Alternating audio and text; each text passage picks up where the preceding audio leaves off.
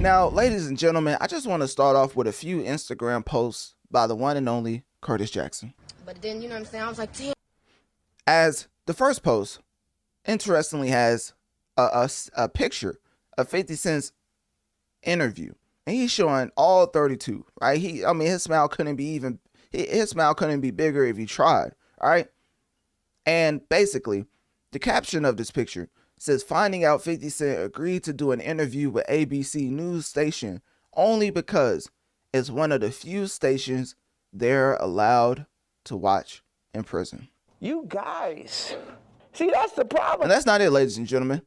Before we get into the crust of the Netflix doc, safe to say 50 Cent is already out here popping all type of champagne like he's Kevin Garnett in the NBA Finals. Because, of course, this man said, let me zoom in, Analytic Dreamz video on Spotify to see the video along with the audio. This man said, #1 in 36 countries, #2 in 11 others, still going up. And he says The Reckoning. Now, you're probably wondering, what is he referring to? Well, I'm glad you asked. There's a particular documentary that's been taking the world by storm. And as somebody with the podcast titled Notorious Mass Effect, half of it for the Mass Effect legendary video game franchise, and then, of course, half of it for the Notorious B.I.G. Sticking to that side specifically, as far as Notorious B.I.G., Diddy is one of the most influential people in hip-hop, and especially for Notorious. So with that being said, there was a documentary made about him. And no, ladies and gentlemen, before you think about it, it was not a fluff piece as far as trying to make him look the greatest ever. It was basically a hit piece, allegedly, because I ain't trying to get sued. Diddy's team suing everybody right now. But when it comes to that, the title of the Netflix documentary is titled Sean Combs' The Reckoning. I know that ain't who I think it is. But then, hold on now. 50 Cent got his own production studio in Louisiana, I believe. I think it's Louisiana. I forget where it's at. But basically, a whole production studio like he's Tyler Perry, and he went to Netflix for this documentary. Now, one thing that stood out to me is that it has Netflix as the platform. So you already have this monumental platform. You have 50 Cent executive producing this documentary for his arch nemesis, and you want people to believe that it's going to be a fair depiction of Diddy, Sean Diddy Combs. And safe to say, when you look at the viewership, people was eating this up like hotcakes as the series surged to #1. Yes, #1, ladies and gentlemen, over Stranger Things season 5 within days. And with that being said, we don't know the particular numbers because really Netflix doesn't publicly put out their numbers like that. But when it comes to the director, is Alexandria Stapleton. When it comes to executive producer, is Curtis 50 Cent Jackson. And because of the success of this documentary and what it has inside of it, Diddy's team have came out and gave a cease and desist even before the release. So they already knew the monumental impact that it's going to make. But when you look at the charts, you see Stranger Things at #2, and then you see Netflix at you see the Diddy doc at #1, which I believe he put out a picture. Yeah, here we go, right here. 50 Cent got everything. 50 Cent got entirely everything labeled on his Instagram. So that being said, the main thing I was wanting to showcase is that when you look at 50 Cent in general, and it says Sean Combs' The Reckoning #1, when you say Stranger Things #2, when you see top 10 series in U.S. today also having Sean Combs at #1 and Stranger Things at #2, you say to yourself, you guys, see, that's the problem. When it's executive produced by your arch nemesis and it rises to the top like this, and also is backed by a monumental company like Netflix, safe to say then that you are in very peculiar territory. Because I'm not going to say he should be scared of Diddy. Like when 50 Cent came out and said Diddy sent him flowers, I think a lot of people was like, no, you got to be joking. Why would Diddy send 50 Cent flowers when he's already in prison, right? When Diddy's already in prison, which if you don't know, we already covered that as far as we've been covering Diddy extensively. Pause, goodness gracious. You guys. But when it comes to Diddy, let me see if I can find this real quick. So, trying to find the actual date. Yeah, okay, so October 4th, 2025 is when I covered this. Basically saying Sean Diddy Combs sentenced to 4 years, 2 months in prison over the Mann Act violations. Now he was he was found not guilty for the RICO accusations, but as far as the transportation with the intent to prostitute, I forget what that charge was called, but basically that's what he was guilty for, the transportation part and the prostitution. But he wasn't guilty for the RICO, which would have put him away seemingly for life. So he's gonna get out soon, which is why a lot of people are looking at 50 Cent and asking themselves, why in the world are you going so hard at Diddy? Like, do you not know this man's gonna be a free man soon? You already know the type of Joker, the type of Thanos, the type of dark side level of villain arcs supposedly Diddy has had. Why would you put yourself in the crosshairs as the number one arch enemy when he's gonna be out in the free world soon? So anyways, enough of that. The main thing I was want to let y'all know is that this is a monumental Netflix documentary. It's breaking all type of records. The footage was shot in September 2024. The biggest deal about this Netflix documentary is that the footage was shot by Diddy's team. But then you come to realize that Diddy didn't, Diddy was saying it was stolen footage, but 50 Cent came out and said it wasn't stolen. You didn't pay the people who shot the footage, so now they sold it to the highest bidder, which was Netflix, and now 50 Cent joins Netflix as the executive producer. That's how these two come together, because you're probably wondering, why doesn't 50 Cent just keep it for himself? It's because Netflix was the highest bidder, not 50 Cent. So if you're wondering, this is a 4-part series. It was released all at once. And when it comes to the content, there's footage of Diddy in his hotel room. There's footage of Diddy discussing his legal danger. Like, it's all the way up to him getting locked up. And Diddy's talking about, quote, we're losing, quote, we have to find somebody that'll work with us that has dealt in the dirtiest of dirty business. When it comes to the legal context, safe to say it being recorded 6 days before Diddy was arrested is the most intriguing factor about this. Because if this is a documentary about Diddy, you would think that Diddy's team will hold some of the most sacred footage, but it seems as if everything is in this documentary, as all the way up to his arrest, more specifically 6 days before his arrest, having all that footage, I think is one of the most interesting aspects of this documentary, which is why Diddy's team is coming out saying it was stolen footage. But like I already said before, he didn't pay the people who filmed the footage, so they went to the highest bidder, which was Netflix, and then Netflix partnered with 50 Cent. When it comes to Netflix's response, the director came out, Stapleton. That person came out and said, quote, we obtained the footage legally and have the necessary rights. And then she went on to say, well, I don't know if is it she or he, let me see. It says Alexandria Stapleton. Okay, I'm not going to assume. So we're just going to say Stapleton said, quote, we moved heaven and earth to keep the filmmaker's identity confidential. Safe to say, ladies and gentlemen, I'm not joking when I say we need to pray for 50 Cent, but also pray for the person who gave Netflix that footage. You guys, see, that's the problem. When we talk about certain things in the hip hop field and why people are scared to say certain things, I don't want to get too morbid. Look up the most Googled rapper of the year of 2025. Look into his story, and then come back to why people are so scared of Diddy. I'm just not hyperbole. I'm not exaggerating.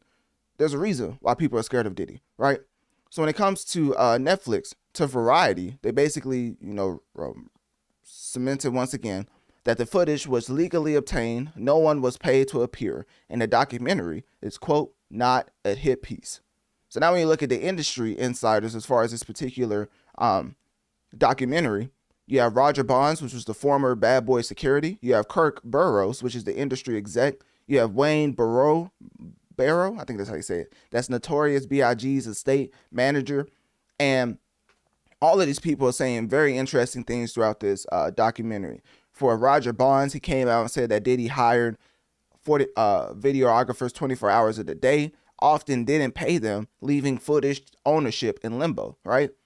And then Roger Bonds says, quote, that 50 had to be the highest bidder. I think he was mistaken with that. Even though that is the former Bad Boy Security, I'm just saying that when it comes to the highest bidder, I don't think 50 Cent would pay so much and then put it on a competitor. Netflix is a competitor to what 50 Cent's trying to do because, of course, 50 Cent has his own production studio. He could do it himself, right? So I think, I'm going out on a limb and saying that Netflix was the highest bidder. And then they agreed to have 50 Cent executive produce it because of the perception. Just the publicity that it would bring because of 50 Cent versus Diddy, which is why I'm focusing on 50 Cent versus Diddy. I mean, Netflix definitely knew what they was doing, because if you look at the director, is Alexandria Stapleton. 50 Cent's not the director. Alexandria Stapleton is. The executive producer is Curtis 50 Cent Jackson. And he came on, he was involved in the development since December 7th, 2023. So when it comes to that, another thing I was want to get at was somebody else from Diddy's team was saying counter arguments. Who was it? It was, I think it was Wayne Barrow. So the Notorious B.I.G., his estate's manager, basically came out and denied all the funeral claims. Because if you don't know, basically, when Kirk Burrowes, the industry exec, claimed that Diddy made Biggie's estate pay for Biggie's own funeral and called it a recoupable charge, Wayne Barrow came out to basically refute those statements, saying he denied all of the funeral claims, and he basically said that the story is quote, completely not true. And he says Diddy himself officiated and planned the service. So whoever you want to believe, I'm just giving it to you 8 more than 92 and letting you do with the information what you will. So then, of course, coming back to the overall leaked footage, it shows Diddy yelling at attorney Mark Agnifilo, and Agnifilo was reportedly unaware he was being recorded. You guys, see, that's the problem. So not only did they get their hands on that footage, but then also they recorded footage includes Diddy saying, quote, "We're losing. Y'all are not working together the right way." Now, this is how I know, ladies and gentlemen, that I can never be a lawyer. Because, of course, if somebody like Diddy is yelling at me, screaming at me, telling me we're losing, y'all not working together the right way, I would have simply said, well, brother, if he didn't use the baby oil, we wouldn't be in this position. I know that ain't who I think it is. My brother, if you didn't say you was going to take Curtis 50 Cent Jackson shopping, we wouldn't be in this position.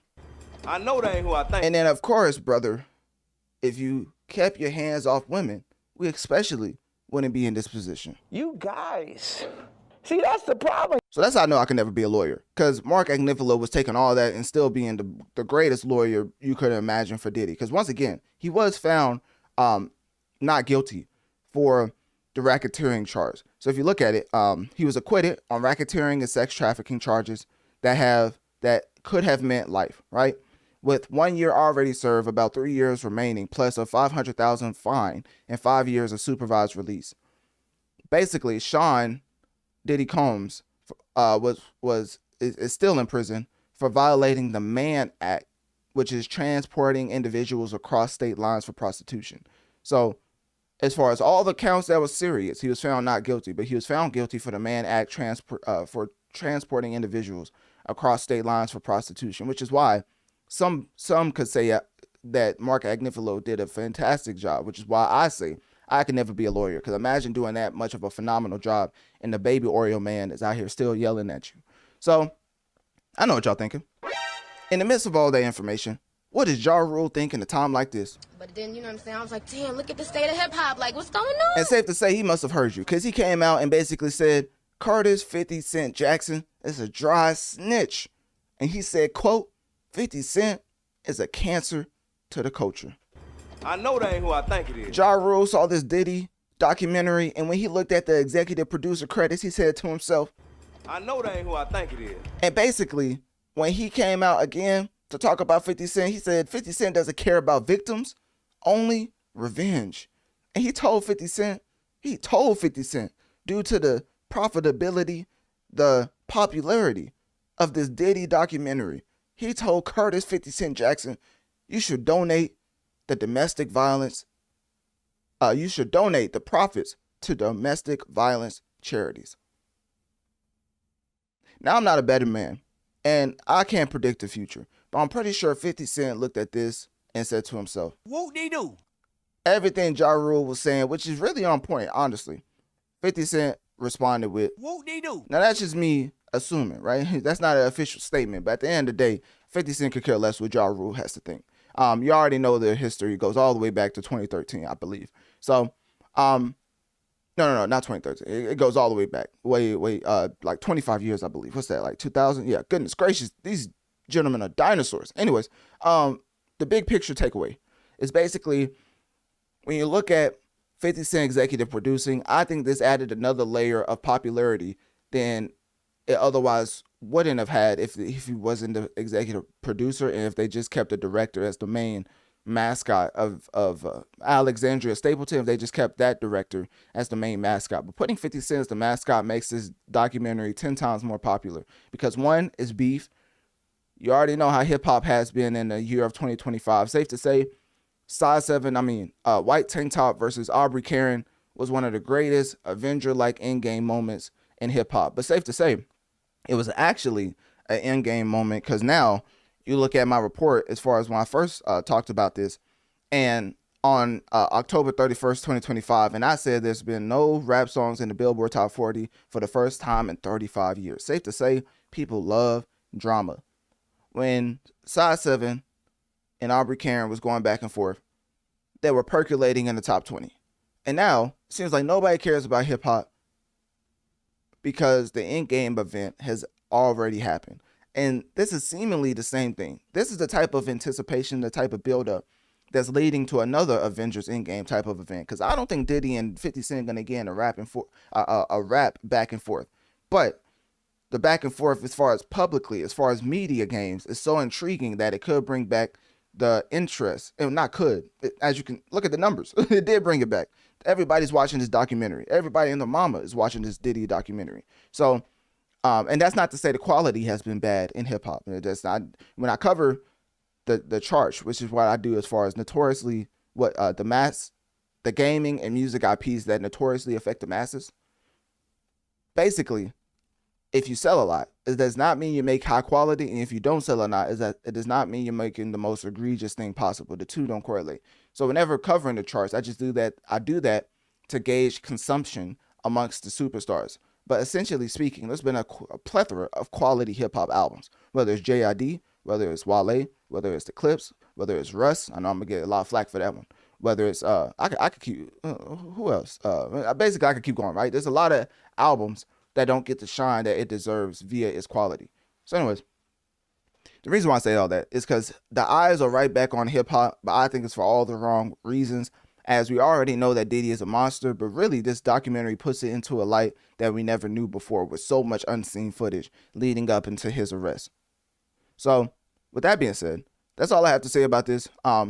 Lastly, y'all may think I'm joking, but definitely pray for 50 Cent, for Curtis 50 Cent Jackson, because it's going to be a tough outing whenever Diddy gets out in the free world. I ain't trying to cast no aspersions. But at the same time, I am. But then, you know what I'm saying? I was like, damn, look at the state of hip hop. Like, what's going on? So with that being said, click my link tree in my bio. Let me know on one of my social medias. Have you watched the Diddy doc? What do you think about the integral parts that came out as far as the unseen footage? And how do you think Diddy will respond once he gets out into the free world? Do you believe Diddy and 50 Cent will let bygones be bygones? Or do you believe there will be some repercussions for 50 Cent's actions via this documentary?